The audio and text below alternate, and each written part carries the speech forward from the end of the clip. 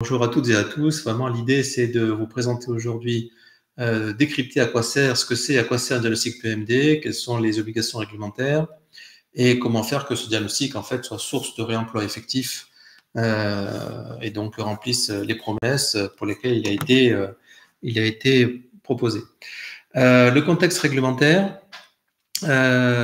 donc ça trouve son origine en fait dans une loi qui s'appelle la loi AGEC, qui veut dire anti-gaspillage et économie circulaire, qui date de février 2020 et qui n'a été que finalement très récemment, on va dire, précisé dans tous ses détails à travers un décret qui est paru cette année, le 26 mars 2023, qui a précisé notamment ce qu'il fallait faire précisément et par qui, ce qui fait que le diagnostic finalement est réellement obligatoire depuis le 1er juillet de cette année.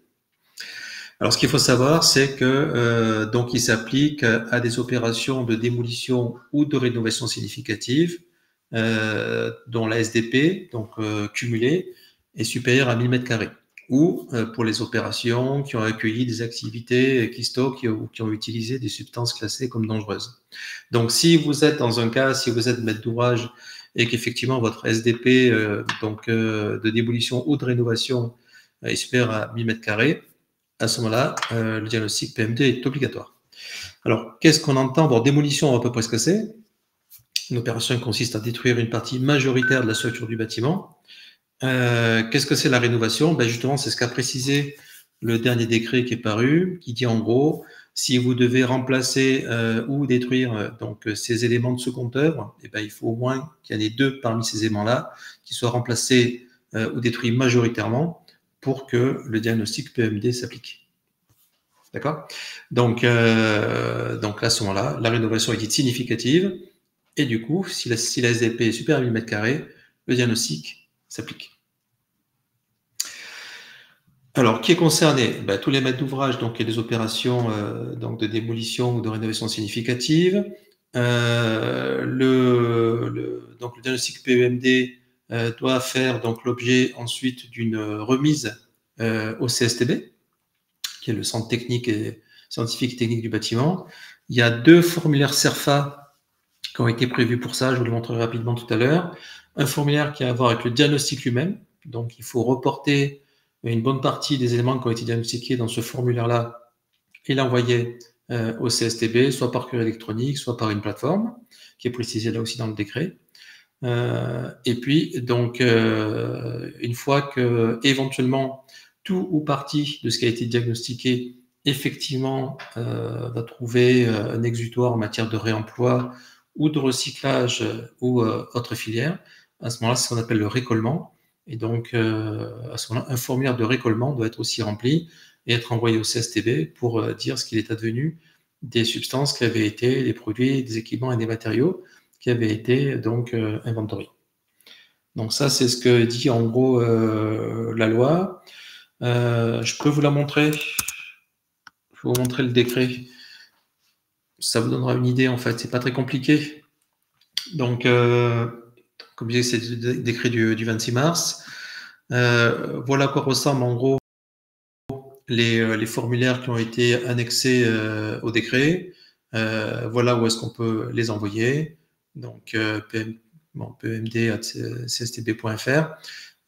Si vous êtes intéressé, dites-le moi, on vous enverra évidemment le décret et puis les éléments. En ce qui concerne donc le formulaire aussi, vous voyez, hormis des informations qui décrivent l'opération, quel type de bâtiment, etc. Au final, ce qui va être demandé, bon, quel est le maître d'ouvrage, quel est le diagnostiqueur qui est intervenu. Voilà, donc quel est le périmètre qui a été concerné, des différents documents qui étaient disponibles. Le cœur du sujet, c'est ça, c'est en gros de dire, donc de remplir un tableau ou par type de produit, avec leur description, donner leur quantité, leur dimension, leur niveau de démontabilité, leur ancienneté, etc. Toute information qui est nature à pouvoir caractériser donc les produits, équipements et matériaux qui ont été donc inventoriés lors du diagnostic. Voilà, très administratif. Ça permet en gros de recenser de manière assez papier tout ce qui a été fait. Oui, donc vous avez plusieurs pages. Ça s'applique aussi aux déchets. Donc le PEMD, c'est produits, équipements, matériaux et déchets. Donc le D, c'est pour déchets. Et donc là, c'est pareil pour les déchets inertes ou non inertes, non dangereux. Là aussi, il faut remplir les informations avec les filières, éventuellement, quand on parle des déchets éventuellement envisageables.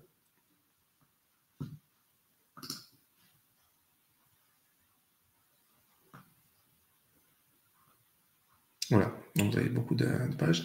Et vous avez également donc, le formulaire de récollement dont je parlais précédemment, à transmettre aussi à la même adresse. Pareil, description de l'opération. Et là, c'est un peu différent, mais on va dire en fait, selon le produit, équipement, matériaux concernés, qu'est-ce qui a effectivement été réemployé, en quelle quantité, à quel endroit. Qu'est-ce que c'est advenu finalement ce gisement? Et même chose donc pour la partie déchets, donc qu'est-ce qu'il est devenu pour ces différentes catégories. Donc est-ce que le béton a été réemployé, recyclé, enfoui. Donc pour les déchets inertes et pareil pour les déchets non inertes, non dangereux. Donc c'est essentiellement une information de traçabilité qui permet donc, de pouvoir finalement le fait que le diagnostic a bien été fait. Pour information, il y a une sanction qui est prévue en cas de non-respect de la réglementation. Donc, si c'est pas fait, ben voilà. Donc, il y a une possibilité d'être soumis à des amendes, voire des peines d'emprisonnement en cas de récidive. Et en ce qui concerne le diagnostiqueur aujourd'hui, donc le décret n'a pas été très précis en fait sur qui peut mener ce genre de diagnostic, ce qui fait qu'on a souvent un diagnostic PMD très inégaux. Vous voyez, donc il faut au moins il faut quand même que le maître d'ouvrage puisse justifier la compétence du diagnostiqueur. Et cette compétence, en fait, elle doit regrouper, enfin, elle correspond au moins à une de ces trois points. Donc, soit une expérience professionnelle de 3 ans minimum en tant que technicien en maîtrise du bâtiment, soit ayant un diplôme de formation, une formation qualifiante. Il commence à y avoir des formations qualifiantes au niveau PEMD, qui sont spécifiques PEMD. Mais vous voyez, en fait, même quand on lit le second point, c'est même pas forcément spécifique au PMD, la formation, et puis aussi des équivalences avec l'Union européenne. Donc c'est assez flou, ce qui fait que moi ce que j'ai constaté, c'est qu'on avait des qualités très très très variables et qui sont justement très préjudiciables en fait à du réemploi, mais j'en reparlerai un petit peu après. En ce qui concerne les étapes réglementaires, donc si ceci correspond en fait l'opération avec ses différents vasages, ce que dit le décret également, c'est que pendant la phase de conception, pendant laquelle a lieu notamment le diagnostic PEMD, avec donc la fourniture du diagnostic PEMD au CSTB, comme on le disait précédemment, l'idée c'est qu'effectivement, avant de commencer la réalisation, il faut que ce diag ait été produit et transmis de manière à ce que, et préalablement en tout cas, à les dépôts de demande d'autorisation d'urbanisme si l'opération est soumise, ou à l'acceptation des devis qui sont passés avec les entreprises, notamment pour qu'elles puissent se positionner, qu'elles aient tenté de positionner en fait éventuellement sur du réemploi, donc sur une exploitation finalement de ces diagnostics-là pour que ça se traduise par du réemploi ou d'autres sources d'exutoire. Et une fois qu'éventuellement le réemploi a été donc injecté dans l'opération, alors ça peut s'agir de la même opération, et donc on parle de réemploi in situ ou ex situ si c'est une autre opération, eh bien, à l'issue de la phase d'opération, de réalisation, eh bien, donc on aura aussi à remplir le formulaire de récollement qui dira ce qu'il est advenu de chacun des constituants, au plus tard 90 jours après l'achèvement des travaux. Voilà, donc vous avez un petit peu le calendrier réglementaire. Donc l'idée, c'est d'être sûr que voilà, on a bien le contrôle de ce qui est advenu, et en amont, d'avoir suffisamment de marge, je dirais, pour faire en sorte que ce qui a été diagnostiqué soit source de réemploi, c'est-à-dire qu'éventuellement des entreprises ou des associations ou d'autres puissent émettre des besoins. Bon, ça, c'est la théorie réglementaire. En pratique, en fait, c'est très compliqué de fonctionner comme ça, parce que vous voyez, c'est très papier, très on va dire, administratif. Donc, ce qu'on voulait partager avec vous aujourd'hui, ça veut dire déjà, qu'est-ce que c'est un bon diagnostic PEMD et comment faire en sorte qu'il soit source de réemploi. Parce que faire un diagnostic, si au final, il ne conduit pas du réemploi, c'est finalement dépenser de l'argent, parce que ça a un coût, un diagnostic PEMD, hein, c'est aux alentours, alors selon évidemment les volumes, hein, ça peut aller de de 8 à 15 000 euros, par exemple. Donc c'est un surcoût pour le maître d'ouvrage. Maintenant, si ça ne se traduit pas par suffisamment de réemploi, tout le monde y perd, l'environnement et la bourse aussi du maître d'ouvrage. Donc, j'ai essayé de mettre ici les points qui étaient importants pour pouvoir justement transformer finalement le diagnostic en réemploi. Donc déjà, il faut le penser, ce diagnostic, dans un contexte de réemploi, c'est-à-dire qu'il soit réemployable. Par exemple, si je fais un diagnostic et que j'en sors un document PDF, ou même en ayant rempli le formulaire CERFA, vous avez vu qu'il n'y a pas de photos qui sont prévues. Donc si je fais un diagnostic et je ne prends pas de photos, que je donne un document PDF au maître d'ouvrage, bah, ça va pas être pratique pour éventuellement que quelqu'un puisse regarder ce résultat et éventuellement dire voilà les pièces qui m'intéressent. Donc ça va être contre-productif. J'en ai vu beaucoup des rapports en PDF sans photo. Bon, ça c'est en train de changer parce que jusqu'à présent c'était vu comme une obligation réglementaire à laquelle il fallait répondre. Là on s'aperçoit maintenant que qu'il y a une utilité derrière si on fait mieux le diagnostic. Donc c'est dont je vais parler maintenant. Je vais vous parler aussi d'une plateforme qui s'appelle Piré, qui est une plateforme interbailleur du réemploi. Vous verrez pourquoi ensuite. Mais ce que je voulais d'abord vous montrer, c'était des exemples ou des méthodologies qui permettent justement de pouvoir réussir son diagnostic, si je puis dire, en tout cas faire en sorte qu'il soit effectivement plus propice au réemploi. Et ça demande en fait une méthodologie, ça demande des clauses qu'il faut mettre dans les marchés et ça demande aussi une harmonisation. Parce que si vous êtes maître d'ouvrage, vous avez peut-être constaté que si vous faites appel à différents diagnostiqueurs, vous allez avoir des résultats différents parce qu'il n'y a pas une harmonisation pour dire qu'est-ce qu'un produit usagé, qu'est-ce qu'un produit facilement démontable. Chacun peut avoir son interprétation. Donc, il n'y a pas d'harmonisation aujourd'hui et ça, c'est préjudiciable en fait à l'industrialisation du réemploi. Donc, pour vous illustrer ce qu'on a fait, pour faciliter ce travail-là, je vais aller donc vous montrer par exemple le genre de méthodologie qu'on peut avoir et qui peuvent permettre justement de faciliter les choses. D'abord, c'est à quoi doit ressembler le diagnostic PEMD. Alors, pour qu'il soit source de réemploi, il faut le digitaliser. Il faut être capable de le digitaliser. Donc, le PDF, c'est pas un bon format. Il faut un format de type Excel qu'on puisse ensuite importer dans des outils qui permettent de pouvoir rapprocher le gisement, c'est-à-dire l'offre issue du diagnostic PEMD avec la demande en réemploi, la demande en matière première secondaire. Donc, cette digitalisation et cette caractérisation du diagnostic est important pour pouvoir créer effectivement du réemploi. Il faut aussi aider justement les diagnostiqueurs à harmoniser, voire même à mieux produire leur diagnostic, parce que c'est encore en fait un sujet émergent. Comme je disais, les compétences sont encore diverses et variées. Et là, ce que je vous montre, en fait, c'est par exemple un travail qu'on a fait avec une vingtaine de bailleurs partenaires, en partenariat avec l'USH, Union sociale pour l'habitat, justement, qui posait ces questions-là, de comment on peut faire en sorte de vraiment faire du réemploi et pas seulement du diagnostic.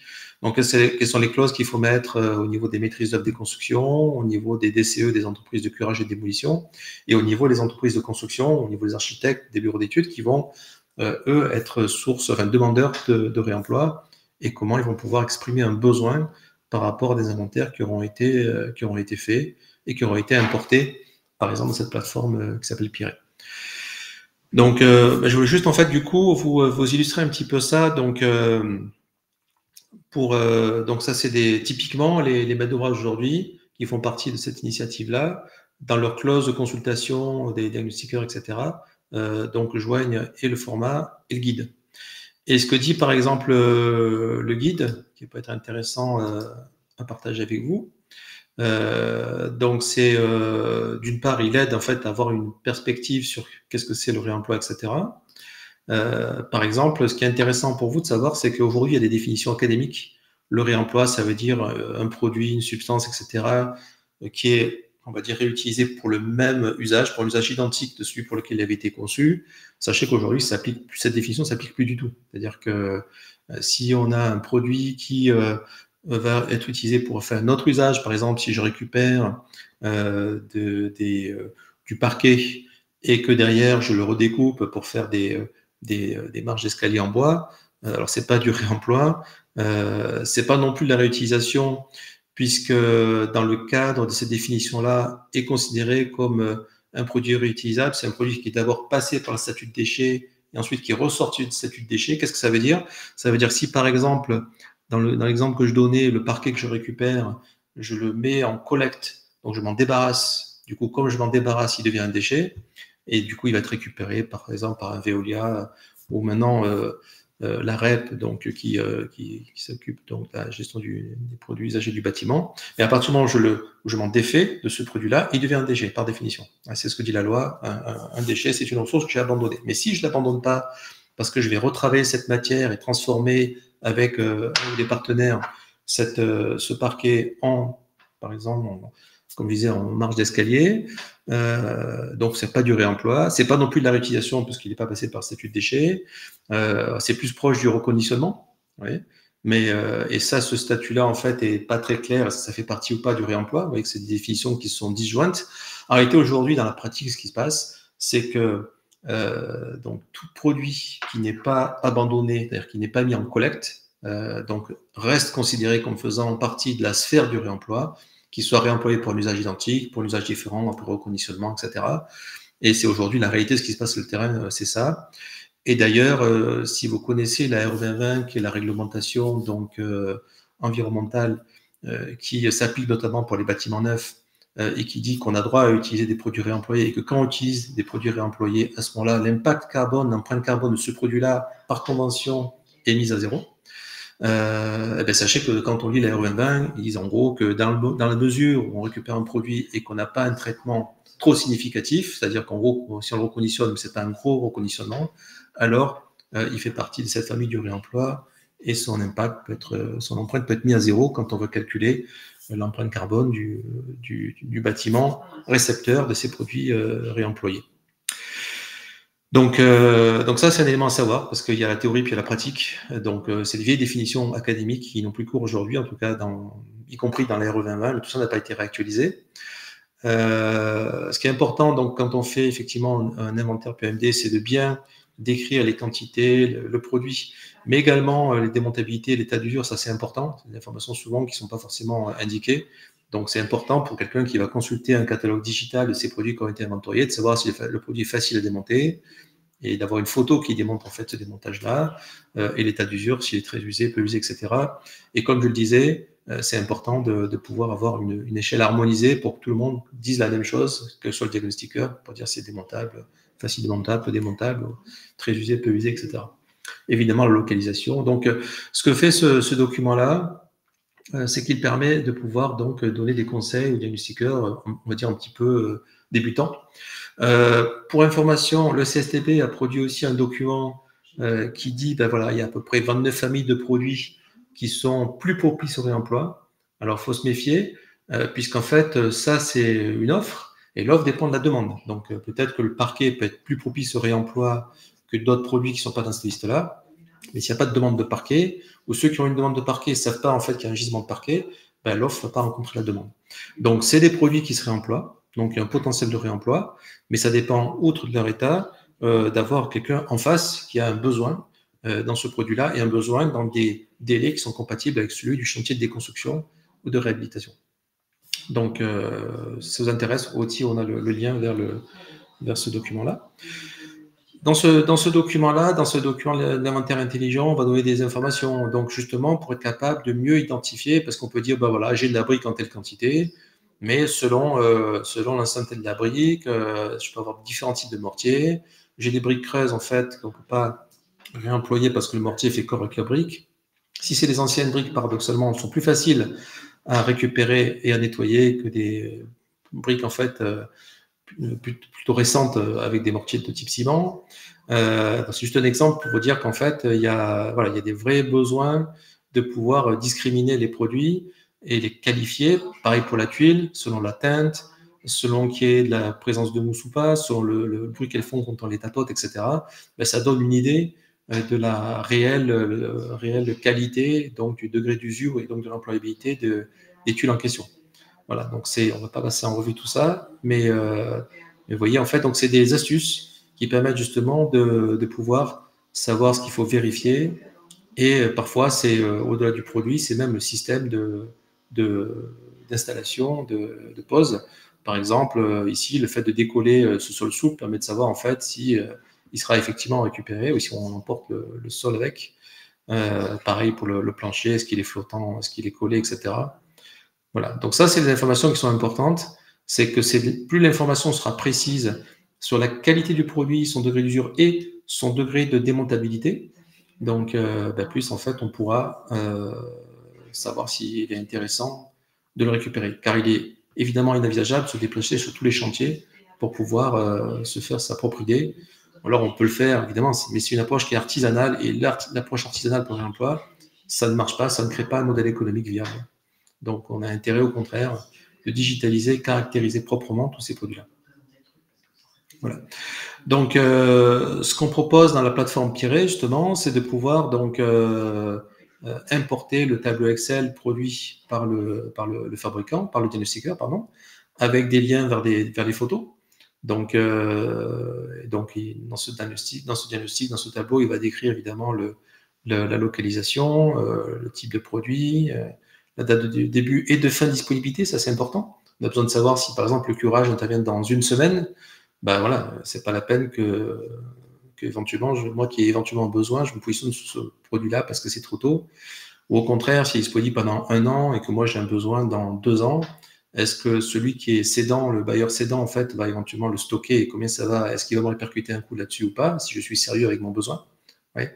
Le degré de démontabilité, les degrés d'usure, donc la localisation, les photos.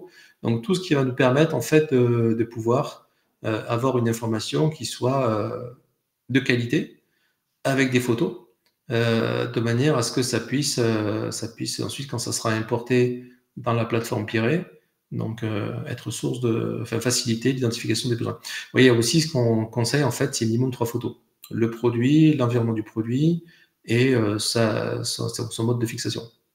Donc ça, c'est important. Aussi, dernière chose qui est importante, c'est que on va voir ensuite, quand on veut associer le plus facilement possible une offre à une demande, c'est pas parce qu'on a digitalisé un tableau Excel que pour autant ça correspond facilement à une demande. Donc il faut utiliser des algorithmes, il faut utiliser de l'IA, il faut utiliser de la donnée. Et c'est pour ça que c'est important d'associer donc à chacun des produits qui ont été inventoriés ce qu'on appelle un passeport. Donc, ce qui est proposé également d'Apiré. Donc, un passeport, il y a une librairie d'à peu près 10 000 passeports qui est disponible, avec des identifiants qu'on peut copier depuis cette librairie pour les coller dans le tableau Excel avec un identifiant unique. Et dans le passeport, on va trouver toutes les informations environnementales qui concernent le produit. Ce qui permettra du coup de pouvoir nourrir les algorithmes pour faire la correspondance automatique entre les gisements et les besoins. Et également, quand on aura créé un écosystème de réemploi, de valorisation, en utilisant ces données-là, de faire des calculs d'indicateurs de déchets évités, CO2 évités, eau économisée, et le bilan économique en fait de l'écosystème.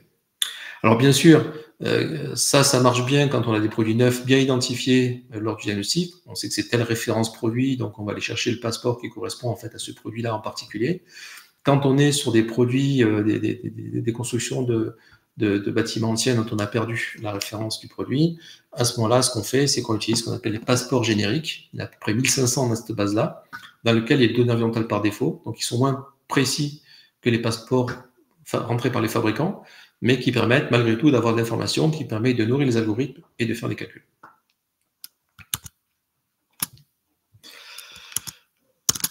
Voilà. Donc ça, c'est donc cette plateforme Piré qui a été construite en partenariat avec l'Union sociale pour l'habitat. Aujourd'hui, regroupe des dizaines de bailleurs et bientôt de plus en plus de foncières. On y trouve la méthodologie dont je vous ai parlé. On peut consulter la librairie des passeports dont je vous ai brièvement parlé. Et puis on peut aussi, évidemment se connecter à la librairie, à la plateforme, pour justement en tant que bailleur ou en tant que prestataire et partenaire des bailleurs, pouvoir visualiser les gisements et pouvoir exprimer des besoins. La manière dont ça marche, c'est comme ça, c'est-à-dire que donc il y a un opérateur de la plateforme qu'on appelle un ressource manager qui est mutualisé entre l'ensemble des bailleurs partenaires. Et des bailleurs partenaires aujourd'hui, par exemple, voilà ceux qui sont connectés. Donc c'est important de pouvoir partager de l'information, d'avoir vraiment une vision collaborative des choses. C'est ça qui permet justement de pouvoir partager beaucoup de data sur les diagnostics et de partager du coup beaucoup de besoins entre les différents acteurs partenaires, puisque c'est une question finalement statistique, une question de combinatoire.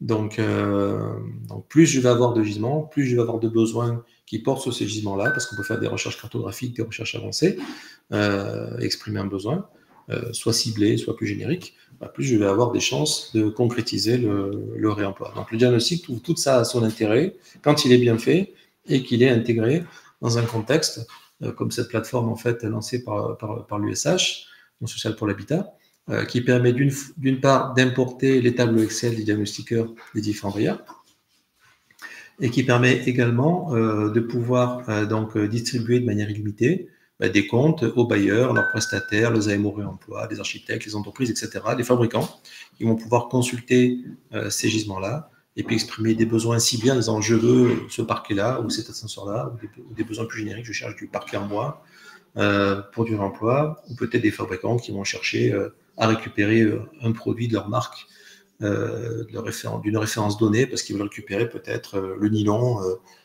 d'une moquette pour faire une moquette à partir de ce nylon usagé. Ce qui est intéressant aussi, c'est que l'idée, c'est de pouvoir aussi partager des gisements ex situ, c'est-à-dire que là, on va en quelque sorte les gisements in situ des partenaires de la plateforme, mais le fait de pouvoir aussi centraliser, ce qui est le cas, les gisements qui sont proposés par différentes places de marché partenaires, des gens comme Cyclelab, Stockport, Ticonex et d'autres, permet justement de manière centralisée d'avoir accès à plein de gisements, à la fois in situ et ex situ, ce qui permet donc à ceux qui sont en recherche, qui ont dans leur clause de cahier des charges, le DCE, des impératifs de réemploi en volume, de pouvoir justement faire un peu leur course.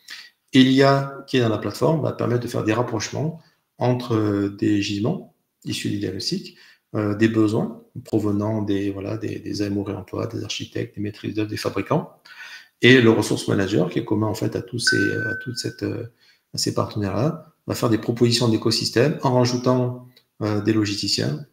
La plateforme propose 1500 logisticiens partenaires pour déposer, stocker, transporter, etc.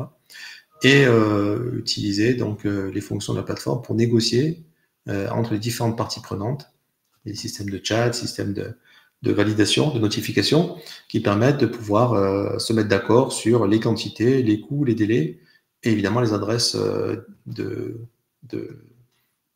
d'émission et de réception du produit.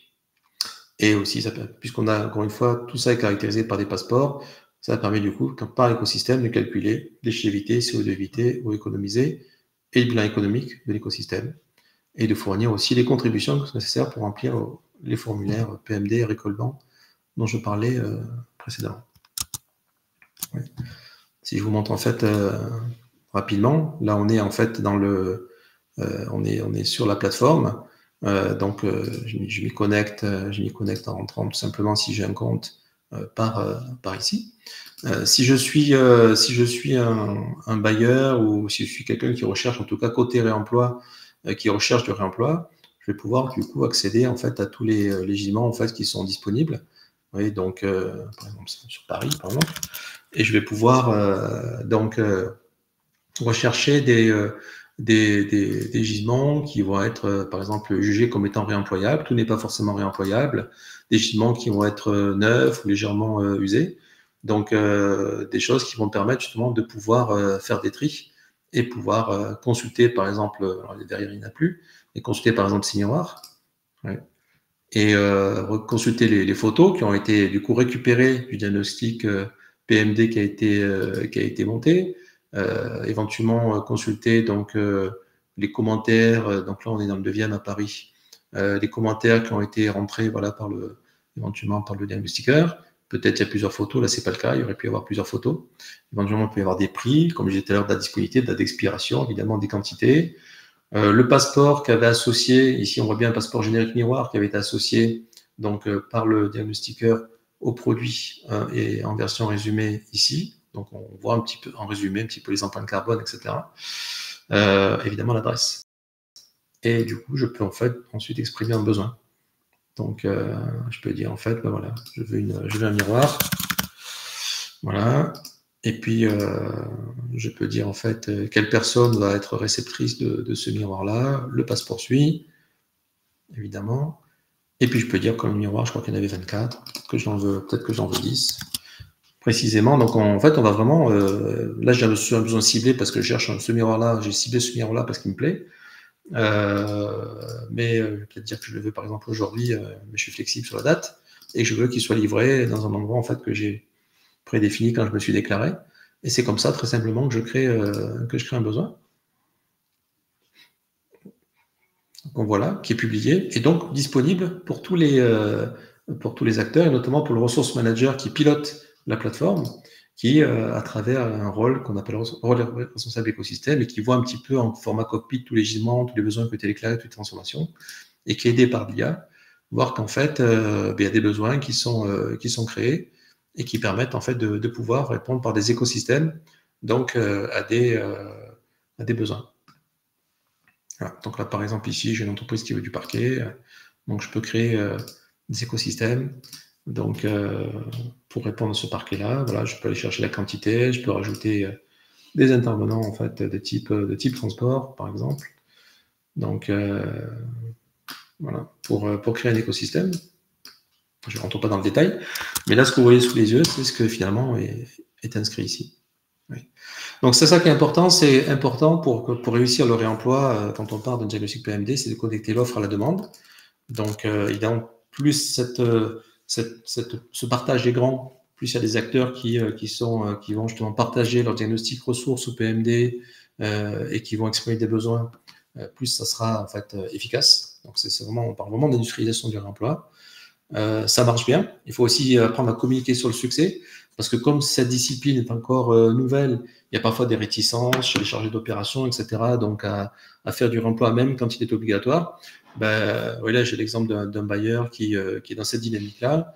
C'est le premier bailleur Nouvelle-Aquitaine de France et qui aujourd'hui est sur des taux de réemploi de près de 25% en masse. Donc sur des opérations de déconstruction de 60-70 logements, et qui fait de l'argent. C'est-à-dire entre le surcoût, effectivement, qu'on constate sur le site émetteur, d'où proviennent les diagnostics les gisements issus du diagnostic PMD, et les économies qui sont réalisées sur le site récepteur, pour eux, c'est une opération qui est rentable. Donc on est vraiment en train de faire en sorte de générer des revenus, des économies, plutôt que des déchets. Autre chose qui est importante, c'est, et ça c'est un gros retour d'expérience qu'on a, c'est que parfois il y a des choses dont on parle beaucoup, mais qui sont très mal connues, très peu connues, de la plupart des acteurs. Et je ne parle pas uniquement des bailleurs, je parle de l'ensemble des acteurs de la chaîne du bâtiment. Et on s'est aperçu, par exemple, quand on a lancé cette initiative qui est assez récente, qui date de septembre 2023, mais qui a beaucoup de succès, c'est qu'il y avait vraiment un gros déficit d'information. C'est pour ça qu'on fait ce webinaire-là. Et même quand, par exemple, les bailleurs partenaires parrainent les diagnostiqueurs pour qu'ils puissent justement créer des gisements, ou qu'ils ont des AMO réemploi ou des architectes qui sont intéressés par exprimer des besoins en matière première secondaire ou en produits réemployables, ils sont pas tous, enfin même ils sont rarement en fait bien informés. Et je ne parle pas que uniquement du processus de la plateforme, je parle en général. Donc c'est pour ça qu'on fait beaucoup de formations dans le cadre de ce programme-là. Donc toutes les semaines, des webinaires, des formations pour les gisements en alternance avec des besoins, et qu'il y a des clubs qui permettent justement de partager les bonnes pratiques entre les différents acteurs pour que ça soit vraiment le plus efficace possible. Voilà un petit peu ce qui nous paraissait intéressant de partager avec vous.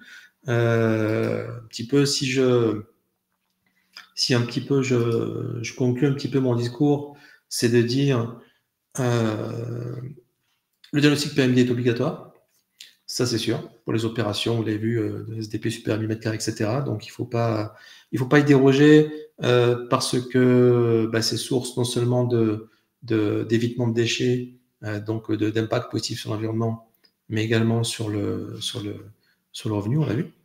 Voilà. Et puis, il faut qu'il soit bien fait et il faut s'inscrire dans un collectif de manière à ce que ce soit vraiment efficace. Donc, et industrialiser l'économie circulaire et le réemploi pour que ce soit effectivement rentable et effectif. Je vois que Mélanie pose une question. Oui, le support sera partagé. Merci Mélanie d'avoir participé. nous reste une quinzaine de minutes, donc si vous avez des questions, je serai heureux d'y répondre, n'hésitez pas.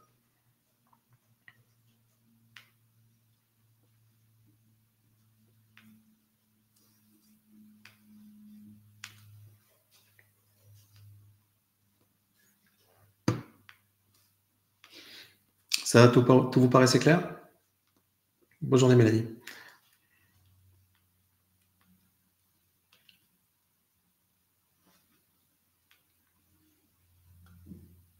Alors, il y a d'autres questions qui se posent aussi, qu'on ne posait pas, mais qu'on nous pose en général, qui sont liées, quand on parle de réemploi, à la notion de temporalité et à la notion d'assurance. Donc, je vais anticiper votre question. En ce qui concerne la temporalité, c'est justement finalement comment une demande va se pouvoir synchroniser avec une offre. Donc, est-ce que je peux idéalement fonctionner en flux tendu parce que voilà, mon produit est disponible pendant une semaine et puis il se trouve que moi j'ai le besoin dans cette semaine-là? Ça, c'est très rare. Ça n'arrive presque jamais. Donc, se pose la question du stockage ou se pose la question de l'anticipation. Donc, en ce qui concerne l'anticipation, c'est tout à fait possible, notamment à travers la plateforme que je vous ai montrée. Si on dit, je vais faire mon diagnostic dans 3 mois et ce qui va en ressortir, donc, ce qui sort de ce diagnostic-là, je dis que c'est disponible pendant 6 mois, qui est, on va dire, la date avant le début des OS de curage, etc. Donc, ça veut dire que j'ai pendant ces 6 mois-là la possibilité de gens qui vont dire, voilà, moi, je suis intéressé tout de suite, dans 1 mois, dans 6 mois. Par contre, donc ça veut dire qu'on peut arriver, parce qu'on a des vrais besoins exprimés et des dates claires, donc à éventuellement travailler en flux tendu parce que l'information est partagée, largement partagée. Si par contre mon besoin, voilà, mon curage en fait commence dans 6 mois, mais mon besoin c'est dans 1 an, et que ça peut demander du coup à stocker ce produit-là temporairement, ça ne vaut la peine de le stocker que si le besoin est certain, parce que ça a un coût le stockage. Donc si par exemple un bailleur a un besoin ou une foncière a un besoin sérieux et qu'à travers les écosystèmes que je vous ai montré, tout le monde s'est mis d'accord sur les dates, les quantités et les prix, à ce moment-là, je viens effectivement réserver mon gisement, le stocker, et ce prix-là, je vais le répercuter auprès de la foncière ou du bailleur qui est intéressé par le réemploi de ce produit-là. Et on est clair dès le départ, même s'il doit être stocké, ce produit-là, pendant 6 mois. Donc, le fait d'avoir ces écosystèmes-là et d'anticiper et de se mettre d'accord et de négocier à travers ce genre d'outils et d'écosystèmes, ça garantit que le gisement, il sera peut-être déposé, il sera peut-être réservé ou non, tant pis, il est déjà parti parce que quelqu'un d'autre est venu sur site et m'a dit ça m'intéresse, je le prends, alors même que peut-être j'avais exprimé un besoin qui était sérieux. Ou au contraire, j'ai peut-être juste une envie qui n'est pas un besoin forcément très sérieux, très précis, et je risque de faire perdre du temps à celui qui va éventuellement déposer quelque chose en disant finalement non, je n'en prends pas. Donc le fait de bien se mettre d'accord sur un écosystème en termes de coût, délai, et puis date, et évidemment quantité, c'est fondamental pour que le système fonctionne. C'est ça qu'on appelle industrialiser l'économie circulaire et maximiser le réemploi. Pour la partie assurance, donc là, ça dépend vraiment des types de produits. Ça dépend vraiment des types de produits. Il y a des produits qui n'ont pas besoin pour lesquels les assurants ne posent pas de questions.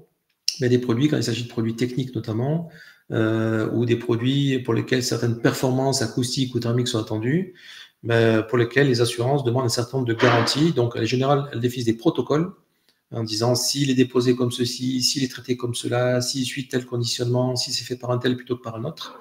À ce moment-là, oui, je considère qu'il est assurable. Donc, ce protocole est défini sur les assurances. C'est pas encore harmonisé non plus. En général, le contrôleur technique a pour vocation de vérifier que le protocole, effectivement, quand il est connu, est bien suivi. Et notamment, les écosystèmes dont je vous ai parlé tout à l'heure permettent aussi d'assurer la traçabilité et de prouver finalement que c'est bien un tel transformateur qui a fait telle action et que ça s'est bien fait, et que ça s'est bien fait par la personne que je souhaitais éventuellement l'assurance. Et ces preuves-là sont ensuite reportées aux assurances pour que le produit soit effectivement assurable. Sinon, et c'est quelque chose que je pense qu'il va se passer de plus en plus, on va aller du réemploi simple, ou juste un transport, éventuellement un stockage nécessaire, vers ce qu'on appelle du reconditionnement, où là, on va repasser par des processus qui sont un petit peu comme les processus, on va dire, qualifiés à travers lesquels passent les produits neufs, sauf que là, ça va passer par un processus qualifié pour reconditionner un produit. Aujourd'hui, vous avez des gens comme Schneider Electric qui sont très intéressés à récupérer leurs produits pour les reconditionner, donc réparer quelques pièces, etc. Leur faire passer un processus qualifié et ils mettent sur le marché des produits reconditionnés, donc ils ne sont pas des produits neufs, un peu comme Back Market, si vous connaissez pour les ordinateurs, mais qui seront en fait on va dire assurables parce que suivant un processus en fait agréé. Tout ça est en train de se mettre en place aujourd'hui. C'est inégal en termes de qualité. Mais c'est en train de se mettre en place et très certainement dans le futur, on parlera de plus en plus de gestionnaires de ressources plutôt que de gestionnaires de déchets à travers ces ateliers de reconditionnement qui existent déjà dans le domaine des planchers techniques, dans le domaine des produits électriques, électroniques dont je viens de parler, et qui sont en train de se généraliser en fait petit à petit à travers différents acteurs nationaux. Voilà, donc c'est sur la partie temporalité, la partie assurance. Moi, je n'ai pas d'autre chose à partager. Si vous n'avez pas de questions, je vous propose en fait qu'on se quitte là-dessus. Sauf s'il y a une question qui roule les lèvres. On se donne 1 minute pour poser la question et sinon, on se souhaite bon appétit.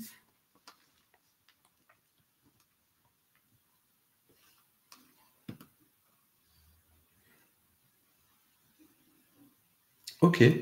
Bah, écoutez, ravi d'avoir partagé cette information avec vous. Si vous avez des questions, vous pouvez me joindre en fait sur LinkedIn, donc sur mon profil. Et oui, on transmettra donc le replay de manière à ce que vous puissiez l'utiliser et puis aussi quelques informations. Ben, merci à toutes et à tous et bon appétit. Au revoir.